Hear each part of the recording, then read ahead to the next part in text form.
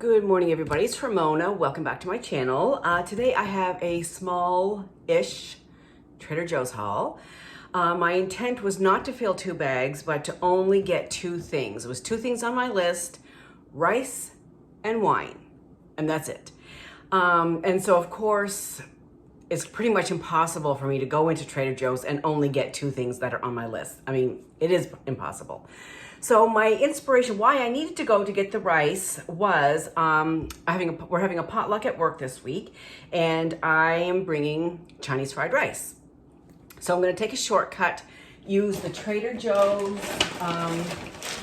vegetable fried rice. So I got 2 of these for the potluck, and these are this is good on its own. You don't even have to add anything. But I am going to add some Chinese sausage. And I get this at the Asian market. Here in Houston, it's called H Mart.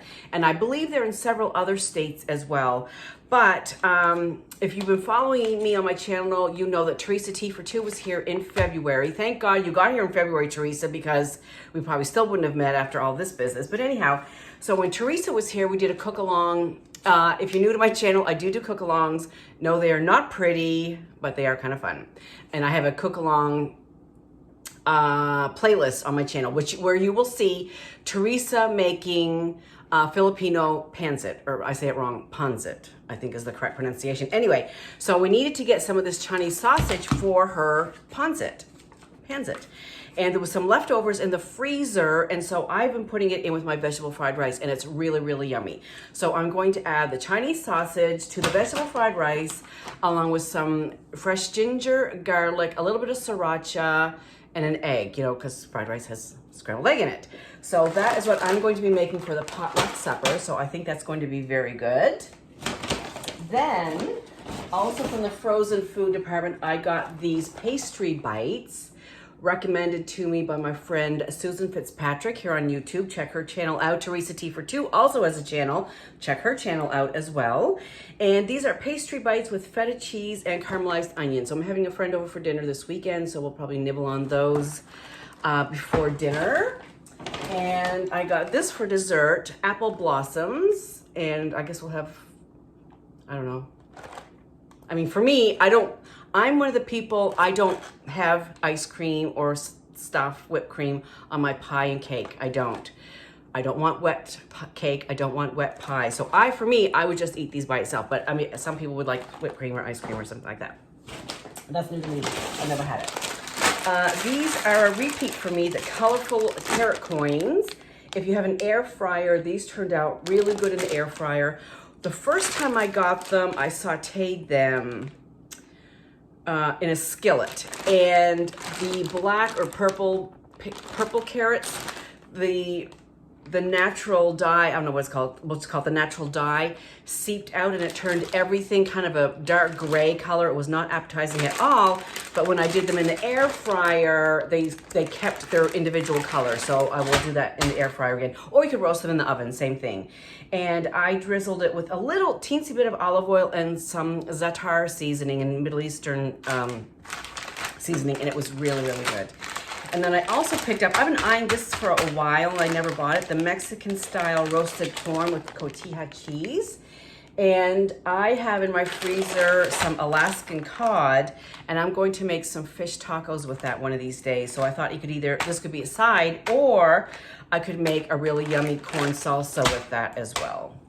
And then also new to me is the sparkling black tea with peach juice. And I've seen a couple people talk about this. So I picked it up. There was only actually 4 little cases of this left, so it must be good. I did not get any more truffle ketchup. I'm good. I don't need any more truffle ketchup. Okay. And then, when you're in the frozen food department, on the little shelf above, there's always kind of little yummy little things. This was dark chocolate roasted pistachio toffee. How yummy does that look? I think that's going to be quite yummy, actually. Then, of course, these are new to me too. I've heard a couple of people talk about these. The Very Cherry Plums. So these are plums that taste like cherries. They're very small plums. So those looked good. And then, of course, one of the things that was on my list was wine. Okay, so I do like rosé, and yes, just like wax melting, I don't drink seasonally. I drink rosé pretty much anytime. And this is a repeat. This is La Ferme Julienne. And this was recommended to me by one of my coworkers. She said, oh, get the goat wine, get the goat wine. So I assumed that's what she meant. And I have got it several times, and I really do like it. If you like rosés, this is really good. It's not a sweet wine. It's not like Moscato at all. I don't do sweet wines, but so this is you know, a semi-dry. It's a nice drinking wine.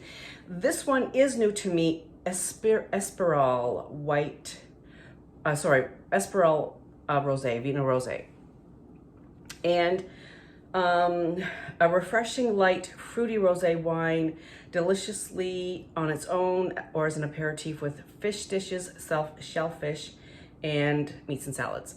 So I will give that one a go. And then this also is a repeat purchase. This is the Grigio Luna Pinot Grigio.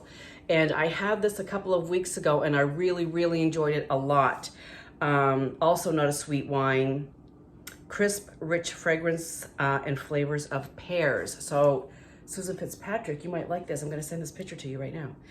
Okay, so that is it for my small-ish Trader Joe's haul.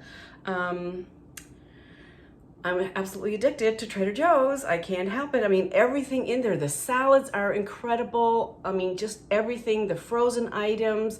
The wine is incredible for very affordable prices. I mean, you just can't go wrong at Trader Joe's. Really, really, really. Okay, that's it. I hope everybody has a great day. I'm going to put all this stuff away, and I'll see you soon. Bye.